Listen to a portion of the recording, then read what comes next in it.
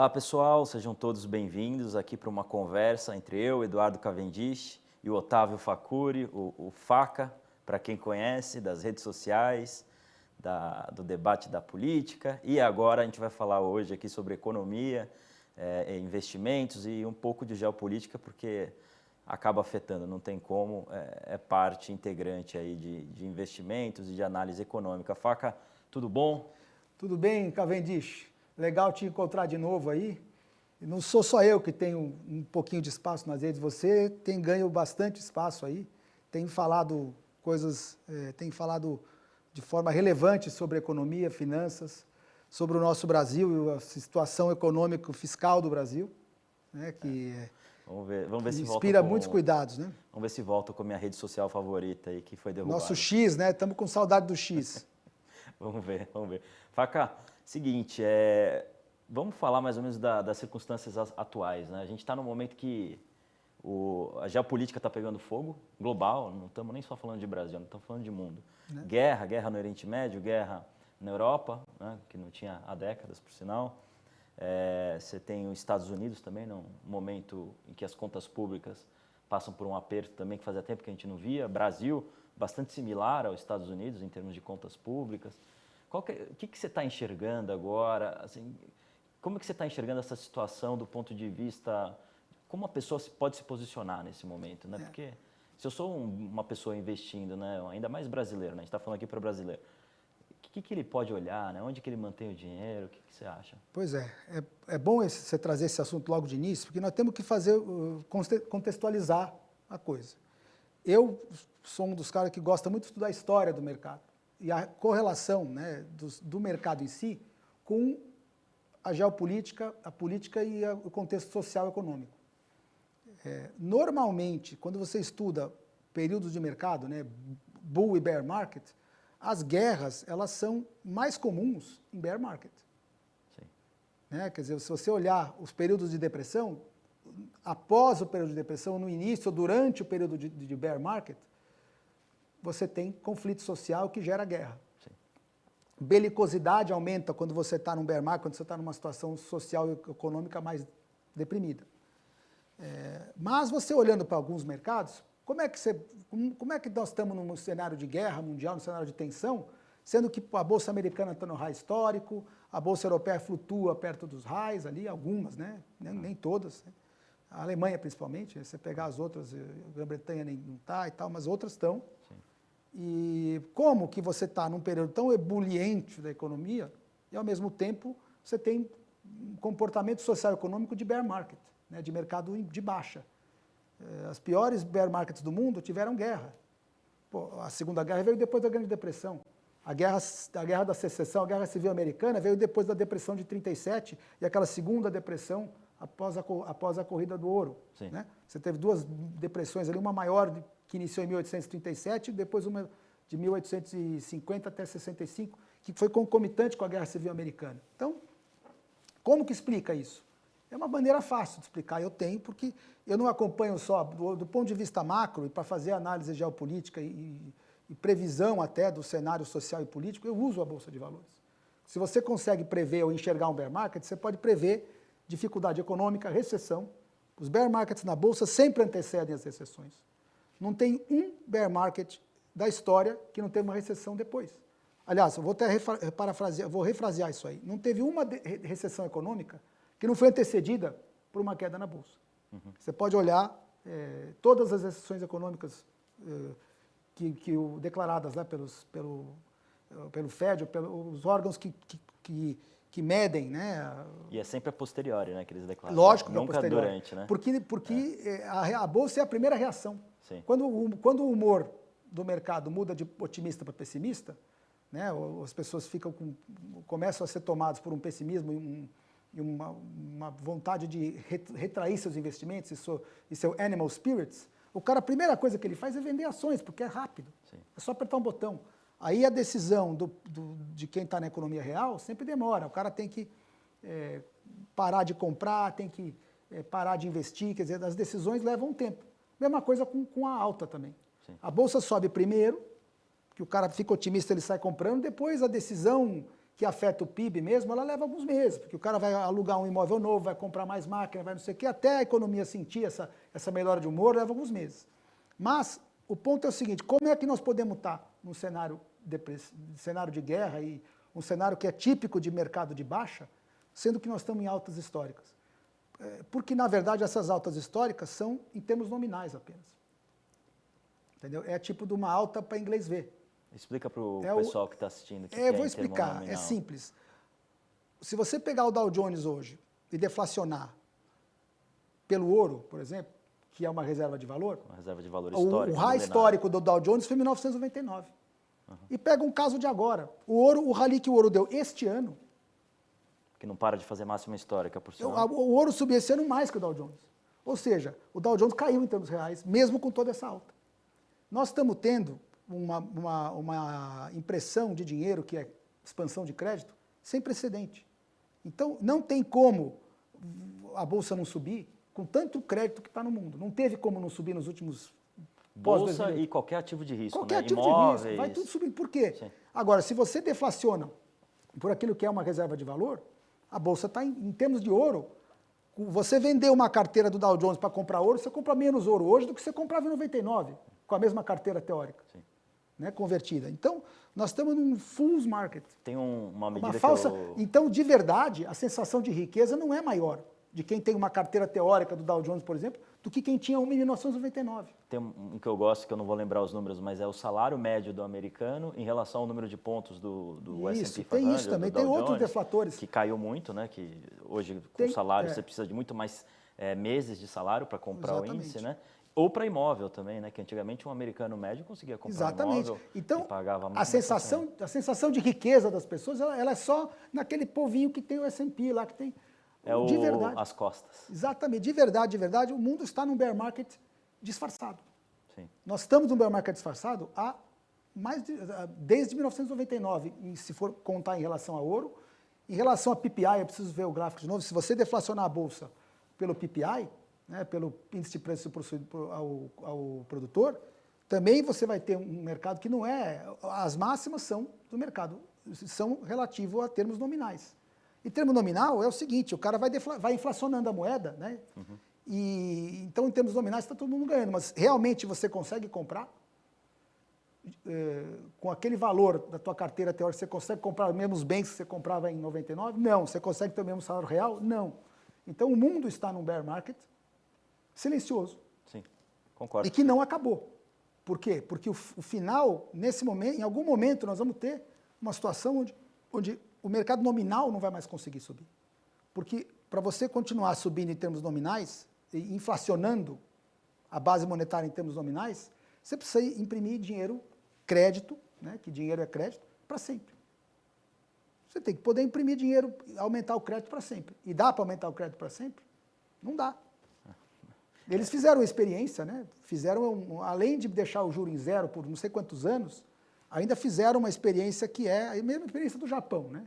O governo americano, os bancos central americanos, não foi o governo, o Banco Central americano e o Banco Central europeu fizeram compra de ativos, né? Durante 10 anos aí, pelo menos, seguidos. Desde 2008, 2008 até 2020. 2020 teve a última rodada na pandemia ali que eles compraram títulos longos e a curva de juros longa chegou quase a zero.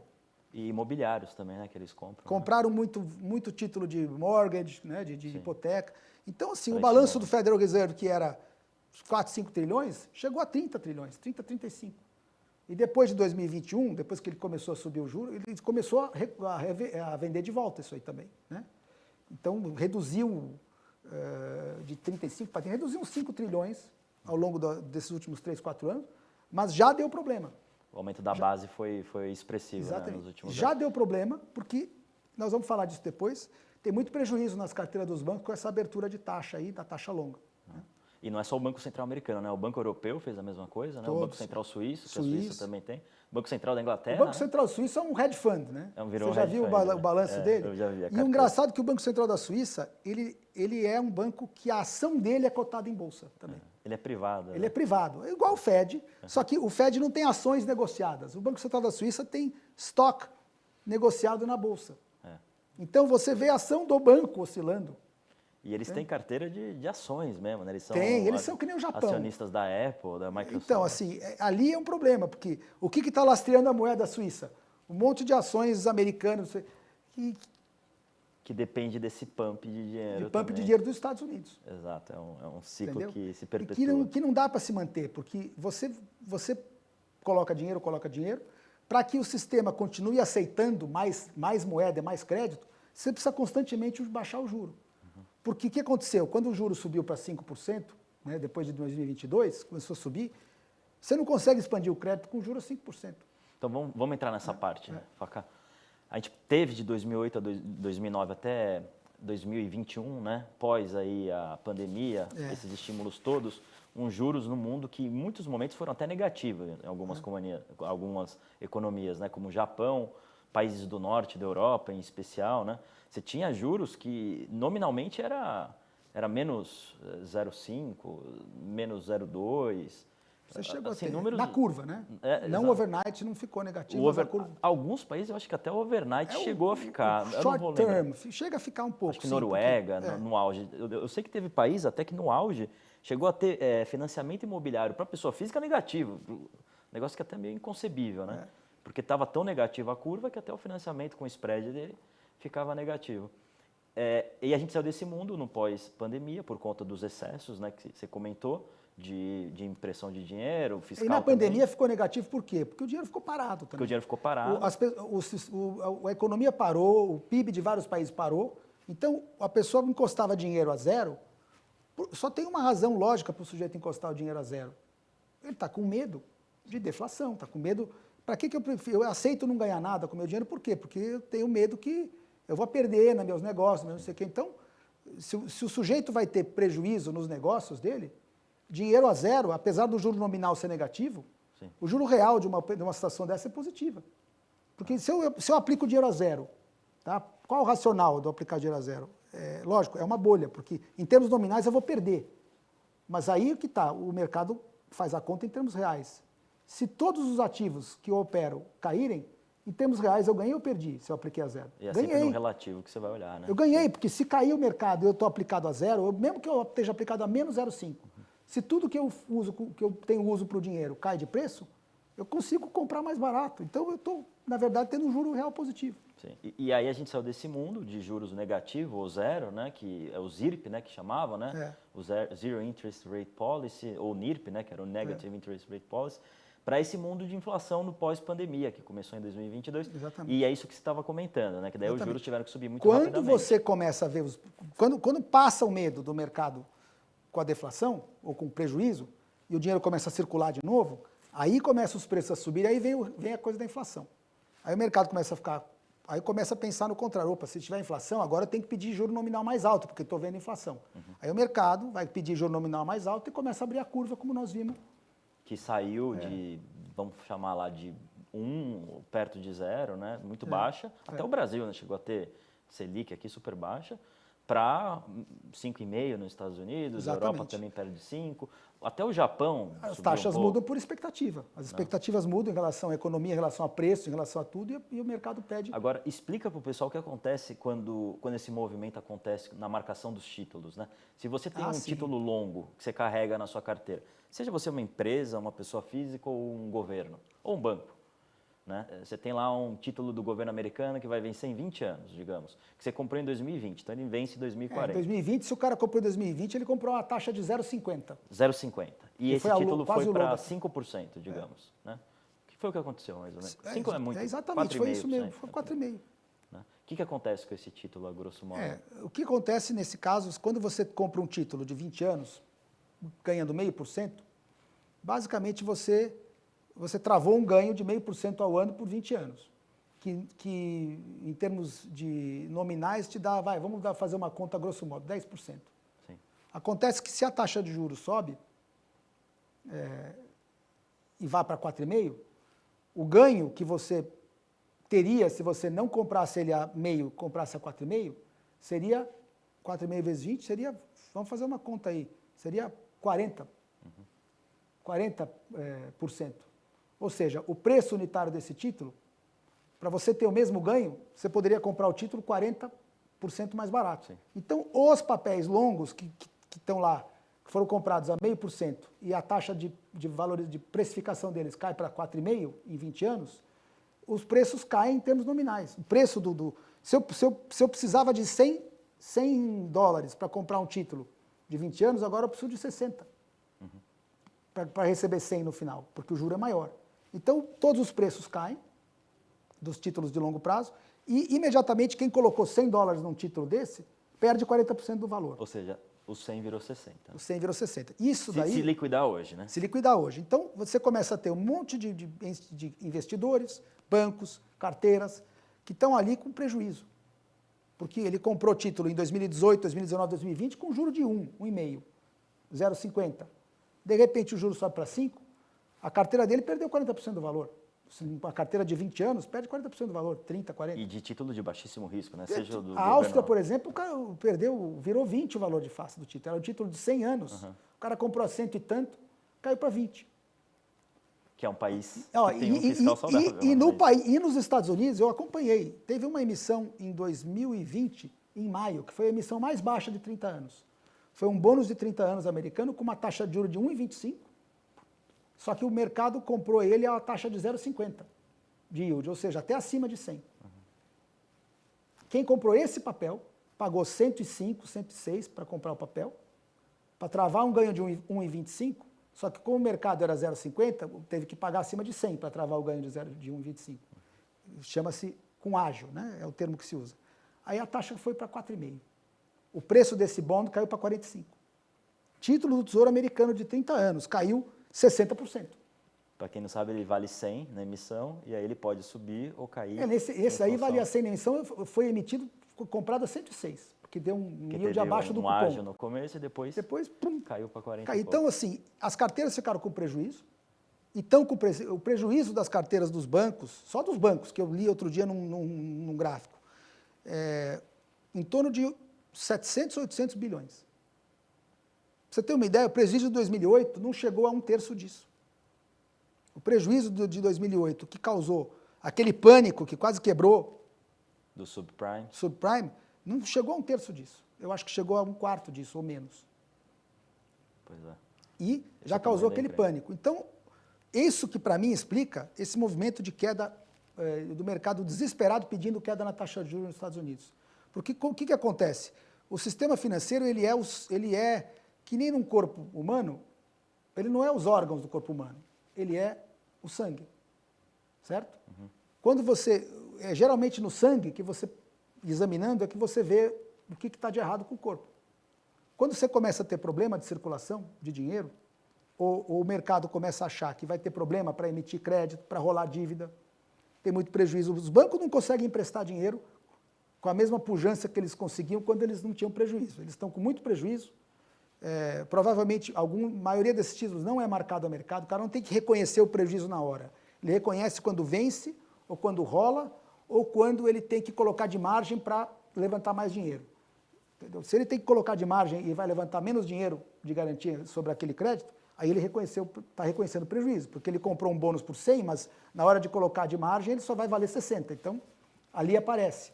Ou, se é marcado a mercado, o prejuízo vem na hora, vem no resultado do mês ali, da semana do mês, durante a queda alta nas taxas. Se é earnings at risk, ele não reconhece o prejuízo inteiro de uma vez só, ele vai reconhecendo mês a mês à medida que os juros vai acruando. Isso vai começar agora, a maioria das carteiras não é marcada a mercado nos bancos, os créditos longos, tem regras.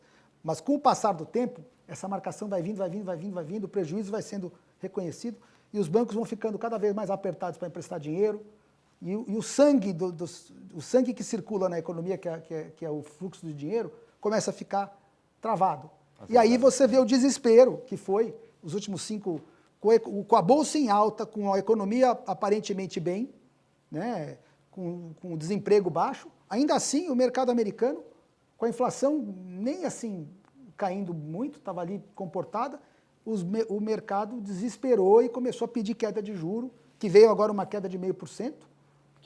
Mesmo assim, a primeira, né? A primeira. Por isso que é interessante, né? Porque não começou com 0,25. Ele começou com 0,50 de cara, depois de ficar um tempo parado, quer dizer, começou de forma agressiva, e a curva de 2 anos mostrava uma taxa de 2 anos de 3,5, chegou a mostrar. né? Agora ele voltou um pouco para 4 porque teve dados fortes. Mas não importa, isso não vai sumir o prejuízo por causa disso. Pelo contrário, quanto mais o mercado volta, a taxa sobe de novo, o prejuízo fica pior. O título volta a O machucar. mercado precisaria dessa taxa fechando para poder voltar a ter capacidade de emprestar. Só que hoje, fechar para 3,5 vai resolver o mercado? Não. Porque hoje nós temos muito mais dívida do que você tinha 4 anos atrás. Graças à pandemia, aquela rodada de impressão, de aumento de crédito, que foi a maior da história, em 2020, que todos os governos fizeram déficit, inclusive o Brasil, que fez 700 bilhões naquele ano. Sim. Estourou 2 vezes a economia da reforma da Previdência, que foi a reforma da Previdência foi de 900 bilhões em 10 anos. Né? Era uma coisa assim. E nós queimamos os 700 em um ano. Foi. Quer dizer, tudo que você ia economizar em 10 anos de reforma da Previdência, queimou naquele ano lá, quase. Então, isso colocou o mundo num patamar de dívida insustentável. E que ele não aguenta essa taxa de 5, não aguenta a taxa de 4, não aguenta de 3. Então você vai ver o mercado pedindo queda. Né? E nessa hora que entrar este pânico, o mercado todo volta. E você vai ver os mercados todos que inflacionaram, deflacionando. Agora a gente está nesse momento, né? E o mercado, no curto prazo, ele faz alguns movimentos estranhos, né? Então ele está agora guiado aí por guerra, né? A gente falou no começo, né, da questão geopolítica, porque agora tem a questão de Israel e um possível ataque ao Irã, o petróleo saiu de $70, o Brent foi para 80, né, em questão de dias. E também saiu o dado que você se referiu, foi o dado forte de emprego. Sim, dos foi Estados Unidos agora semana passada, sexta-feira. que foi tudo também, eu fui olhar os microdados, contaminado por governo, né? O governo contratando. E depois o eles governo revisam. socialista nos Estados Unidos, do Biden, é o que o Lula faz aqui, ele faz lá. E depois eles revisam. Para ver se ajuda a Kamala na eleição, né? Mas é bem isso mesmo, né? Aqui está acontecendo algo similar, né? E depois também eles revisam. Esses dias sumiram 880 mil empregos. Ele depois muda, ele bota para cima, depois muda. Eu acredito que a taxa de juros ele vai ser forçado a cair, mas veja, o que ele faz é cair o Fed Funds. Ele não controla a curva. A curva longa, né? Exato. O e Fed agora, Funds afeta só a curta, né? Acho exatamente. Que é legal a curva isso. longa ele tenta controlar fazendo operações de QE, só que ele não tem tamanho para controlar o mercado inteiro. Sim. Ele não tem tamanho para controlar tudo. Isso é importante todo mundo entender, né? A Selic, o Fed Fund, né? A taxa de referência, aquela que vocês escutam no jornal, ela só afeta a parte curta da curva, né? Onde o Banco Central atua. Exatamente. Né? Ele afeta porque é a taxa que os bancos centrais fazem a operação compromissada, né? Quer dizer, quando alguém precisa de dinheiro e já tem uma carteira de título público, ele chega no Banco Central e fala, eu te dou minha carteira por um dia e você me dá o dinheiro para financiar alguma coisa. E no dia seguinte eu te devolvo o dinheiro e você devolve a carteira. Ela é um crédito com lastro em título público. E este crédito é considerado o mais seguro, né, porque ele tem lastro em título público, ele é o dinheiro de um dia lastreado em título público. Esse é o que se chama de Selic no Brasil, que se chama de Fed Funds nos Estados Unidos. Que é a taxa de referência do Banco Central. Exatamente. Né? Aí você tem a taxa que os bancos emprestam entre si, que é o CDI, e você tem outras taxas que vão com prazo. Estas taxas longas, elas são de livre flutuação. E eu lembro que quando a gente almoçou aquele dia, eu falei para você, a curva vai desinverter. Sim. Ela desinverteu. Sim. E existe um outro indicador que fala o seguinte, toda vez que a curva passa muito tempo invertida, como ela ficou nos Estados Unidos. Né? Explica só o que é invertida. A inversão de curva, você tem dois vértices na curva. A taxa de juros para 2 anos, que é considerada a taxa, num mercado desenvolvido como o americano, a taxa de juros de 2 anos é considerada a taxa benchmark, né? A taxa padrão para juros de curto prazo. E a taxa padrão para juros de longo prazo é de 10 anos. Então, você comparando, né, a inclinação entre 2 anos e 10 anos, se o 2 anos está mais alto que o 10 anos, como ficou muito tempo, a taxa de 2 anos ficou 5% nos Estados Unidos durante 2, 3 anos, a taxa de 10 anos já estava 4,40, 4,30, 4,20. Então, estava invertida. Que não é o normal, né? Então, não é o normal. O normal é você ter prêmio pelo tempo. Exato. Quando você tem um empréstimo de longo prazo, tem que cobrar mais taxa de juros nele, porque ele é mais risco, tem mais prazo nesse crédito. Exato, tem muita coisa que pode acontecer. Exatamente. Né? Quando você tem uma inversão de curva, é algo anômalo. Geralmente é uma anomalia no sentido de que você tem uma inflação, né, algum tipo de demanda por dinheiro. Sim. Quando você tem uma retomada econômica, você tem uma demanda por dinheiro. De curto prazo. De curto prazo. Então você tem a taxa de juro aumenta, porque a taxa de juros mede a demanda por dinheiro também. Uhum. Se você tem muita vontade de tomar empréstimo, a taxa de juros sobe. Sim. Né? Porque o mercado todo precisa recurso. Então a taxa de juros sobe e você tem uma taxa, e o mercado está aquecido em termos de crédito. Então, quanto mais aquecido ele está, mais inflação, mais aumento você tem mais aumento monetário, então você tem um risco maior, um preço maior pelo dinheiro. Então a taxa sobe. Porém, se ainda assim a taxa longa tiver mais baixa, significa que a expectativa do mercado não é tão otimista para o futuro. Exato. Né? Então, não existe uma demanda para dinheiro de longo prazo, não existe expectativa. Não tem pressão inflacionária. Pressão inflacionária de longo prazo, não existe aquela pujança, né, do sujeito, eu quero tomar um crédito longo porque eu vou investir. É tudo curto. Então, você tem uma inversão de curva, isso é um sinal de que, basicamente, problemas podem vir lá na frente. Espera uma economia mais fria. Mais adiante, fria. Né? Aí, quando você tem um movimento que a curva volta a normalizar, no sentido, principalmente com a queda da taxa da frente. Essa é a desinversão que o Faca tinha que comentado. é o que acabou de acontecer nos últimos 60 dias. Exato. O mercado começou, nos últimos 90 dias, a curva longa de 2 anos veio de quase 5 lá para 3,5. E a taxa de juros de 10 anos caiu, mas não caiu tudo isso. Então ela fez assim, ó. Sim. Né? O 10 anos ficou acima do 2 anos. Então, isso é um sinal de que você tem uma expectativa de que os juros precisam cair. Se o mercado espera que os juros precisam cair, é porque ele já enxerga problemas atualmente. Mesmo que o dado econômico não apareça, mesmo que a inflação não apareça. Isso é interessante, né? Que todo mundo acha que quando os juros caem, no curto prazo, né, o Fed Fund ou a Selic, é hora de comprar, né, ativos de risco. Exatamente. Mas, na verdade, não. Está caindo por algum motivo. Está né? caindo por um motivo. E ele caindo com a taxa de 10 anos, não caindo igual ou caindo menos, para que a curva volte a ter uma inclinação positiva, quer dizer, 10 anos acima do 2, isso é um sinal. Toda vez que isso aconteceu, desde a década de 50, 60, veio recessão depois. Todas as vezes. Isso Todas é sem as exceção, vezes, né? sem exceção. Então, Então, você já viu esse estudo. Significa que o mercado continua. E os 10? E por que os 10 anos não cai tanto nesse cenário? Porque a demanda por dinheiro, para rolar dinheiro, né, o déficit é alto, a demanda por rolagem é alta e o déficit americano é alto. Sim. Se você precifica um problema econômico, se o mercado enxerga um problema econômico recessivo lá na frente, significa queda de arrecadação. E queda de arrecadação significa menos capacidade de pagamento dos tesouros. Se os tesouros têm que financiar uma dívida cada vez maior e tem menos arrecadação, mesmo com expectativa de inflação baixa, o longo abre. Sim. É que nem o Brasil operando na década de 80. Quando você tinha problema de crédito no Brasil, a curva longa subia, ela não fechava. E devia subir muito. Devia Entendeu? ser um negócio Então nós vamos absurdo. ver nos próximos meses a curva americana operando parecido com a curva brasileira, porque eles estão com uma dívida de 30 e tantos trilhões, né? 35, 35 lá, trilhões, que 36. Cresce um tri a cada que 3 cresce meses. Um tri, cresce pra caramba, porque está pagando juros de 5%. E o 4%. governo gastando também igual. E o Biden metendo louco na caneta. Ali, se você tiver um simples soluço econômico e a arrecadação americana cair, a dificuldade que eles vão ter para financiar aquela dívida não vai ser brincadeira. O mercado, mesmo com o Fed Funds baixando o juro para 3, 2, 1, quem garante que a taxa longa vai cair para 3, 2, 1? Esse ano foi o primeiro ano da história que o serviço da dívida, né, os juros que eles pagam da dívida, rolagem da dívida americana, vai ser maior do que o que eles gastam com defesa. Exatamente. Que é uma grande despesa dos Estados Unidos. E esse é um problema para a geopolítica. Agora eu quero te falar, que eu vou entrar na geopolítica agora. Os Estados Unidos sempre se portou como a polícia do mundo. E ele sempre teve capacidade, grande capacidade bélica e militar, para se envolver nos conflitos geopolíticos meio que, né? O caso de Israel é típico. Israel precisa do fluxo de armas dos Estados Unidos. Você vê, o Irã já está pedindo embargo, né? A Rússia está pedindo embargo de armas para... Até o Macron foi falar isso, né? Levou uma bronca do Netanyahu, né? Pedir embargo, né? O Netanyahu deu uma bronca nele.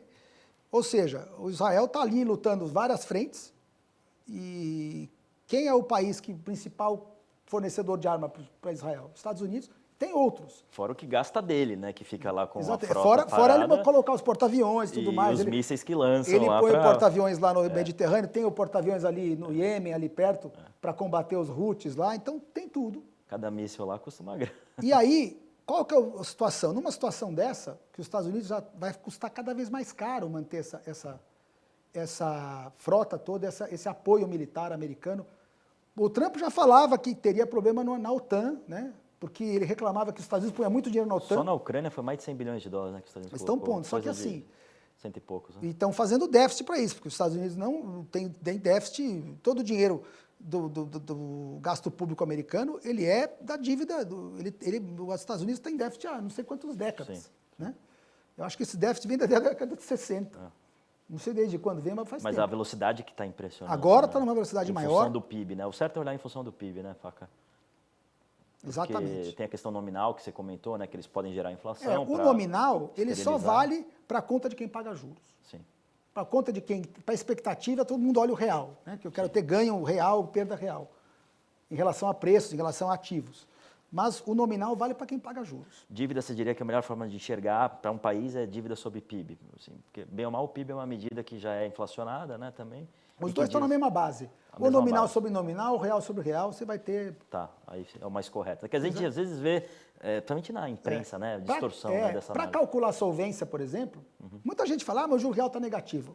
Pode estar negativo o juro real. A inflação está 4 e o juro nominal está 3. Então o juro real está negativo. Sim. Mas para quem paga juros, não importa. Para quem paga juros, a conta é nominal. Tá. Então eu faço a conta nominal para saber, para calcular sempre o peso da dívida sobre o sistema. O que é o peso da dívida sobre o sistema? É o serviço. Sim. Se você tem uma dívida mundial hoje de 400 trilhões e o juro dela é 4% ao ano, 400 trilhões, 4% ao ano, 1,6. dá 16 trilhões? 16, né? 16 trilhões. Qual que é o PIB mundial? 70, 75? Imagina você ter que pegar 75% da sua 75 trilhões de renda e tirar 16 dele para pagar juros. O que sobra para consumo ou investimento? Aí, lógico, esses 16 trilhões, se eles forem reemprestados, volta para PIB, né? Porque ele é gasto. Ele vira investimento ou vira consumo. Então, volta no PIB. Mas para isso, o crédito tem que estar sendo mantido ou expandido. Né? Ele sempre se expande, porque o sistema não paga juro de 16 trilhões todo ano. Net. Sim. Ele paga, mas o mercado reempresta aquilo ou mais. Né? Rola. Ele né? rola a dívida. Rola. O mercado os bancos, o sistema de crédito, reempresta aquilo que foi pago. Exato. Ou mais. Para quem não sabe, você rola, você emite uma nova dívida, você quita a antiga, só que você emitiu uma nova, né? Exatamente. Você pagou o juro e até o principal, mas você teve que tomar de volta. Porque se você retirar, se você realmente... Na verdade, não é só... Se você pagar só os juros para os bancos, e os bancos segurarem esse juro não reemprestarem, já está tirando 16 trilhões de um PIB de 70. Sim. Imagina a recessão mundial que você tem se você cortar gasto e investimento por 16 trilhões. Você está numa ciranda onde você não pode parar de emitir crédito, senão o sistema colapsa. O sistema colapsa, né? E para não parar de emitir crédito, você precisa de juro baixo, com juro 5, 6. E com essa atividade econômica, e com esse peso de dívida, com 16, você precisa, para a economia não colapsar, você precisa urgente de juro baixo. Ou juro zero, de vamos novo. trazer essa história, então, para terras brasílias aqui, para as terras bananeiras aqui que vivemos. A gente está na ponta oposta, né? Porque você está falando que precisa de juros baixos para essa ciranda se manter, né? Sim, e a gente aqui também precisa. Não, a gente precisa. É que a gente não tem tanta Mas a gente não está fazendo nada, então a gente está tendo que aumentar juros aqui agora, né? É uma tragédia anunciada, né? Porque a gente está vivendo tudo isso que você comentou, né? Não tem mais margem, orçamento, boa parte da despesa do governo vai para o serviço da dívida. Aparentemente, ele está conseguindo empurrar crédito mesmo com essa taxa. Por isso que o mercado ainda está pedindo alta. Se você consegue emitir dinheiro, mesmo com essa taxa, você consegue printar o PIB, fazer inflação, fazer aquela coisa da expectativa para que o mercado peça juros. Então, ou ele está fazendo crédito subsidiado, que aí, na verdade, o juro não é... Tem muito crédito subsidiado. Via órgãos oficiais, tipo o Banco de Desenvolvimento, essas coisas? Que nem fizeram no passado. Pode ter crédito subsidiado, mas isso depois vira dívida também, né? Porque ele vai pegar o dinheiro da onde? O governo normalmente colocava, mas acho que até essa regra eles mudaram, né? Exatamente. Se ele empresta muito subsidiado, ele vai gerar prejuízo. Esse prejuízo tem que ser financiado também. Você viu que o BNDES agora tem títulos, né? Tipo as letras do BNDES lá que são isentas. É dinheiro novo, né? Que você tá... É uma emissão governamental, talvez... Você está printando, você liberou o BNDES Lógico. Em vez do BNDES tomar um crédito com o Tesouro e o Tesouro emitir título público, NTNB, NTNF, caramba, quem está fazendo é o próprio BNDES. Já estão indo para esse caminho, né? É só mudar, é só criar um novo balanço e fazer a emissão através de outro balanço. Em vez de usar o balanço da União, usa o direto do BNDES. É só uma gambiarra. Entendeu? Uma gambiarra. Agora, se ele empresta barato, ele às vezes empurra dinheiro na economia prestando barato e depois tem que captar no mercado mais caro, ele, na verdade, está produzindo inflação, mas está aumentando o custo. Lá na frente nós vamos sofrer. Ou seja, não perdura, né? Não perdura, não perdura. É um negócio, você vê assim, similaridades com o momento que a gente teve com a Dilma, lá em 12, 13, 14? Sim, nós tivemos uma recessão braba aqui o no PIB Brasil. cresceu muito, né? 11, 12. E depois tivemos uma recessão Depois teve recessão. deflacionária. Nós Exato. tivemos queda de imóveis, queda de aluguéis, tivemos deflação em muitos itens, né, da economia. O PIB, acho que no biênio 15, 16 ou 14, 15, agora eu não lembro, decresceu 7, 8%. Do Brasil, foi a pior recessão desde não sei que ano aí. Foi pior que a década de 80, pelo que eu já vi dos dados. Foi uma recessão sempre brava. lembram da década de 80 como uma década perdida. Né? Foi. E então esse PIB da dona Dilma, esse PIB negativo aí foi brabo. Então você acha que algo assim a gente pode encarar ainda adiante se não ajustar as velas desse país? Eu acho que vai depender do que for a próxima crise mundial. Se o mercado de commodities sofrer menos no relativo, Entendi. a gente até tem uma chance de não ficar tão mal. Que a gente acaba se beneficiando por esse lado. Eu acho que os commodities vão, em termos relativos, performar melhor do que os ativos financeiros e imobiliários. Tá. Talvez não seja em termos nominais, mas se os ativos financeiros e imobiliários cair 50, 60 e commodity cair 30, é bom para o Brasil, no sentido de que não é tão ruim para o Brasil. Uhum. Entendeu? Algo similar ao que aconteceu na época do Lula lá, que a gente teve aquele Benés, né? Ali foi alta. Aquele ciclo, né? Aquele hiperciclo de commodities. As commodities tiveram um ciclo de alta com a bolsa de lado nos Estados Unidos. A bolsa ficou de 2000 a 2008 ali. 2000 até o topo, aí teve Nasdaq para baixo, aí 2007 para cima, aí 2008 para baixo. Então ela ficou numa figura de zigue-zague ali, no mesmo nível, por 8 anos. Sim. Nesses 8 anos, a nossa pauta de exportação bombou, commodities aqui. Então o Brasil foi bem pra caramba. O Lula gastou à vontade com dinheiro entrando aqui, com superávit comercial. Conseguiu montar reserva rolou a dívida cambial, externa, lá. comprou reserva cambial, baixou a dívida externa longa em dólar. Só que aí ele emitiu aqui no Brasil, né? Ficou comprando dólar no câmbio. O que você faz quando você compra dólar no câmbio? O que ele fez? Comprou 300 bilhões de dólar, emitiu reais pra caramba, né? E depois foi lá no Tesouro e... plantou as sementes do que depois veio implodir com a Dilma, né? Foi lá no Lula 2 que começou, principalmente, né? Essa semente. E hoje a gente está repetindo, né? Essa como que acontece quando você repete uma coisa que deu errado? Vai errado. Como é que é? Chamam de insanidade, né? Tentar fazer a mesma coisa de novo achando que vai ser diferente. Isso cansa, né? Cansa.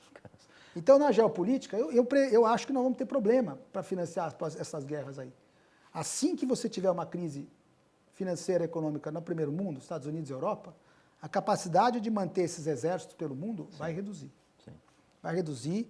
Se eu fosse Israel, já faria um estoque já de arma, não sei o quê, porque vai mais para frente. E vai ter que ter uma escolha de Sofia em algum momento aí para os Estados Unidos, né? Não vai dar para ter 3, 4 frentes. Vai dar para fazer tudo. Não dá para ter Taiwan, não dá para ter Ucrânia e Israel. Eu acho que eles vão concentrar na frente mais importante que é Israel, para o balanço geopolítico mundial é Israel. Concordo. A China é um problema lá com Taiwan, mas é ali. E a Ucrânia é problema da Europa. E a China também vai ter um problema dela. Porque se os Estados Unidos têm um problema e a China tem um problema porque os Estados Unidos, ela depende da demanda americana, ela vai ter que alimentar aquela 1 bilhão de bocas lá. Sim. Entendeu? Então, ela também não vai conseguir muita coisa, ela vai ter que se virar ali dentro. Também não vai estar nessa capacidade, nessa potência toda para fazer brigar pelo mundo. A Rússia é diferente da China. A Rússia é um país que tem quase que autossuficiência nos materiais que ela precisa para sobreviver. Tanto para a guerra quanto para a comida. Ela tem petróleo, tem comida. A Ucrânia é importante, né? Porque a Ucrânia é dos maiores produtores de trigo, né? É o celeiro da Europa, né? Então, a Rússia tem petróleo, tem gás natural, da Sibéria lá, tem minerais. Tem minerais. Então, num evento de recessão mundial da Europa e dos Estados Unidos, a Rússia sai bem, porque o que ela tem, o mundo vai precisar do que ela tem. Ela consegue manter os exércitos. Então, a Rússia, eu acredito que vai ter chance até de liderar uma coalizão. Eles estão ensaiando liderar uma coalizão contra Israel. Sim. Porque o Irã, apesar de ser o líder ali daquela patota que cerca Israel, o Irã também depende da Rússia. Sim. O Irã tem ali um pipeline, né, tem um gasoduto lá que vai até... Né? Vai até lá. E a Rússia tem interesse na região do Oriente Médio, interesse econômico. No Mar Morto, aquelas coisas todas. Então, é uma área de influência para eles. Né? E já tá metida nesse conflito até a tampa, o Putin. Porque outro dia Israel foi... as bases do Irã mandam armas para o Líbano, né, para o Hezbollah, e tem base russa na Síria, também onde o Irã estava parando, reabastecendo e mandando. E Israel bombardeou uma base russa na Síria, Né? que estava carregando armamentos para mandar para o Hezbollah, né? E Israel bombardeou também. Então a Rússia está no meio disso. Ela vai provavelmente intensificar a participação junto com o Irã. E Israel tem a dependência dos Estados Unidos. E precisa, né, para uma guerra desse tamanho. Mas numa situação econômica que eu vejo como possível nos próximos 2 anos, de 2 a 3 anos, de problemas econômicos severos nos Estados Unidos e na Europa, Israel é bom ele arrumar é bom que volte o José do Egito lá, que fazia 7 anos de estoque de bens, para poder enfrentar os 7 anos de escassez. Né? Eles sabem, eles têm a sabedoria milenar nesse sentido, é deles, né? Sim. Do povo israelense. Então eles provavelmente já estão preparando para isso. Já estão se preparando, né? Eu acho. E é isso, né? Se os Estados Unidos tiver que escolher uma frente, acho que vai ser Israel, né? Então, eu acho que vai ser Israel. Vai sacrificar as outras e... Porque ela é a mais importante para os Estados Unidos hoje. Também acho. Porque o Oriente Médio é a porta para o Ocidente, né? A Taiwan está muito longe, o outro está não sei aonde. A Ucrânia e a Rússia é ali uma coisa que ele vai tentar meio que jogar para eles. O Trump já deu essa pista. Né? Agora, o Oriente Médio não dá para ele brincar. Não, e o petróleo ali perto. Petróleo lá perto. E é um ponto, a localização, né? É uma localização estratégica, né? Exatamente. É o centro, né? É o centro do mundo. Do mundo, né? Não é à toa que tem tanto conflito. E antes de a gente finalizar, Faca, falar aqui até de Trump, você comentou agora, até antes de entrar aqui no ar, eu mostrei para o Faca aqui que eu acompanho pelo Polymarket, que é o maior mercado de apostas dos Estados Unidos, acho que do mundo também, mostrando que o Trump até aumentou a probabilidade de ganho em relação a Kamala, estava 51 a 49, foi para 54 a 46, 45. A bolsa de apostas. A bolsa de apostas que é via cripto, tem mais de 1 bilhão e 200 milhões de dólares. Ou seja, tem dinheiro na linha, Tem dinheiro, né? É o que vale mais que a pesquisa. Muito mais que pesquisa. Porque pesquisa que o nego manipula a pesquisa. Exato, tem dinheiro Agora, na ali linha. onde tem dinheiro, o cara não brinca, entendeu? E principalmente o Musk foi lá para a Pensilvânia esse final de semana, participou do comício lá. E a probabilidade da Pensilvânia, que é o principal estado, é o estado-chave dessa eleição, aumentou bastante para o Trump. O que você enxerga o Trump na economia? Você acha que vai ter alguma mudança? Parte geopolítica você falou agora, né, que provavelmente vai ficar com Israel, mas acho que abandonaria os outros. Mas tem algo que você enxerga que pode afetar ainda adiante? Assim, o bolso das pessoas? Acho que ele está um pouco amarrado ali, porque a dívida é muito alta. Como é que ele vai fazer? Eu acho que, solução, né? Mesmo querendo que ele ganhe e torcendo para a vitória dele, eu acho que no sentido de finanças ali, ele vai continuar. Tem mágica. Não tem mágica. Quer dizer, como é que ele vai fazer para cortar a despesa daquele país? Só de juro, quer dizer, ele vai ter pressão política para baixar o juro. Ele vai fazer como os outros fizeram. Mas não adianta, eles baixam a parte da frente. Eu vejo que vai ter uma hora que eles vão ter que cortar despesa, provavelmente vão ter que parar de pagar alguma dessas pensões, aquelas pagamentos de longo prazo. Eu não vejo como fácil a situação para nenhum governante que entrar agora nessa eleição. Vai ter um dia aí de acerto de contas. Exatamente. Aí. Por isso que eu gosto hoje, eu continuo gostando de títulos de curto prazo. Porque eu vejo um problema com valores, eu vejo um problema de deflação nominal no futuro. Quedas mesmo, porque quando você tem contração de crédito e você entra numa situação onde você tem moratórias default, você tem destruição de moeda. Quando você tem destruição de moeda, você tem deflação, queda de preços, crash de bolsa, essas coisas. Então, você tem que estar com aquilo que não perde valor. Na verdade, o que sobe quando você tem deflação? O cash, né? Ouro, né? Cash, coisas... Mas o ouro pode subir em termos no reais, mas ele vai cair em relação ao dólar. Ah, sim, é verdade. Também. Mas ele é bom de qualquer jeito. Eu não deixaria de ter ouro por causa disso. Entendeu? Só que o ouro, melhor que seja físico. Porque numa situação de desalavancagem financeira, os contratos futuros podem operar abaixo do à vista. Sim. Eu vi isso acontecer aqui no Brasil. Sim. Em 2002, eu estava operando câmbio no Citi. O spot do câmbio, pela demanda eles queriam o dólar físico para mandar embora do país, os bancos, com medo do Lula. O dólar físico subiu e o dólar futuro ficou para baixo. Acontece essas aberrações.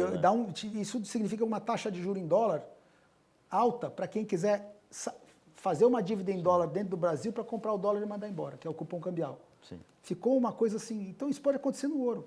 Aconteceu no petróleo, né? Aconteceu no petróleo, na ele pandemia. Ficou negativo o contrato E no futuro. ouro isso vai acontecer. Parem para pensar aí. Um choque deflacionário vai acontecer no ouro. Você vai ver o contrato futuro de ouro operando abaixo da vista. Pois é muito maluco. O petróleo ficou menos de $16 no meio da pandemia lá em 2020, final 20 ou 21. Exatamente. Aconteceu essa anomalia, é uma anomalia. Exatamente. Né, Por que vai acontecer essa anomalia? Imagina num cenário deflacionário de você ter igual 2008 ou igual 29, muito problema de crédito, ninguém pagando ninguém. Muita gente hoje especula com ouro em contrato futuro. Vai ter chamada de margem, vai ter aumento de... Essas pessoas vão ter que vender esse contrato e vão tentar trocar. Quem ainda gosta de ouro vai tentar trocar pelo à vista, porque o futuro não é mais o físico, não dá segurança. Então você vai ter esse mesmo comportamento no ouro.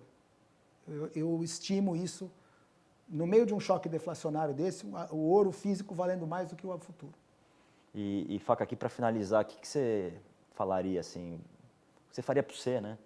E aí acho que cada um decida, né, vendo esse vídeo. Você manteria seu dinheiro em reais? Já falou de ouro, já falou de título de curto prazo do governo americano. Você acha que dá para acreditar em alguma coisa no Brasil? Para valer a pena manter o dinheiro em reais, eu tenho que acreditar que a deflação aqui é maior do que a deflação americana. Que a destruição de crédito. Porque o que faz o real valer a pena? Se no meio de uma crise deflacionária lá, você tiver contração de crédito aqui também você tem destruição de moeda e o que sobra de real não perde valor. Né? Quando as pessoas falam, por exemplo, de hiperinflação nos Estados Unidos, eu sempre argumento que hoje, no cenário atual, é impossível você produzir hiperinflação. Porque você tem que emitir crédito ad eterno.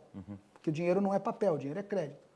Então, o dólar vai perder valor num cenário deflacionário, mas ele não perde valor contra bens e serviços, ele perde valor no sentido de que o valor desaparece. Os dólares que perdem valor são aqueles que desaparecem, os créditos que não são pagos. Tá. Desaparece. E o que sobra ganha valor, porque todos os preços caem e tem um dólar lá que não defaulta, que é o título de curto prazo do Tesouro Americano. Então esse é o cash. Tá. Ou a nota de dólar, se tudo cai de preço, o dólar que sobe. Sim. No Brasil é a mesma coisa. Se você tem problemas de crédito grandes aqui no Brasil, você tem... Só que o Brasil não tem um volume de dívida igual ao dos Estados Unidos. Hoje. A gente tem um mercado muito menos financiarizado. Exatamente. Né? E ainda nós podemos ver aqui um Banco Central, diante de uma crise dessa, eu não vejo como eles cortando gasto assim de cara, entendeu? Eu vejo que existe o risco sim do real se desvalorizar, porque eu não vejo esse governo tendo a capacidade de reduzir o crédito em reais. Sim. Eles vão tentar fazer subsídio, não sei o quê. Vão pedalar de tudo que é jeito possível. Então, você vai ver a curva de juros subindo, por causa desse risco, dessa forçada de barra que ele vai dar, e o mercado não gosta disso, então ele sobe a taxa, mas o câmbio não cai nesse cenário, entendeu? Porque daí os juros é a variável que controla, né? Até mesmo o dólar contra outros mercados, o dólar pode não subir contra euro e ien. Contra o ien, a gente sabe que no caso de crise o dólar cai, né? Sim. O ien que sobe, porque o ien hoje é muito alavancado. Tem muita gente tomando empréstimo em ien. Quando tem crise, as chamadas de margem lá e as liquidações trade, né? Faz o ien valorizar. Né? Então, num cenário deflacionário, talvez o ien valorize mais que o dólar. Aí possível, né? Que volta o dinheiro para o Japão, né? Sim, porque o Japão também é um país com muito crédito. Né? E o Japão começou essa experiência de emissão monetária muito mais tempo que os Estados Unidos. Está imprimindo dinheiro ien lá, fazendo crédito há 30 anos. 30 anos, Eles estão na frente. O Japão é o futuro do Ocidente, né, Faca? Faca, agradeço a conversa. Espero que tenha ajudado o pessoal a entender. A gente tentou aqui detalhar o máximo possível, mas coloca aí no comentário se tiver qualquer dúvida. E, enfim, vamos ter outras. Espero que o pessoal goste. E que ajude, né? Que ajude todo mundo aí a investir melhor e saber o que esperar da economia brasileira e global aí para os próximos meses, anos. E espero que a gente não esteja tão certo, né? Que não esteja tão certo, né?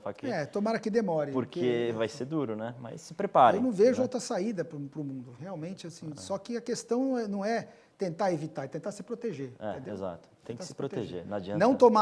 Não ficar devendo longo prazo, não ficar devendo em margem, não alavancar, não ficar com muita dívida, entendeu? E, se possível, fazer um colchão de liquidez em ativos seguros. Né? O momento é isso, é para isso. Em dinheiro de curto prazo, título de curto prazo. Exato. Entendeu? O momento sugere cautela, pessoal. É isso aí. É isso, pessoal. Mais uma vez, obrigado, Faca. Obrigado, Edu. Valeu, pessoal. Tchau, tchau. Valeu, gente.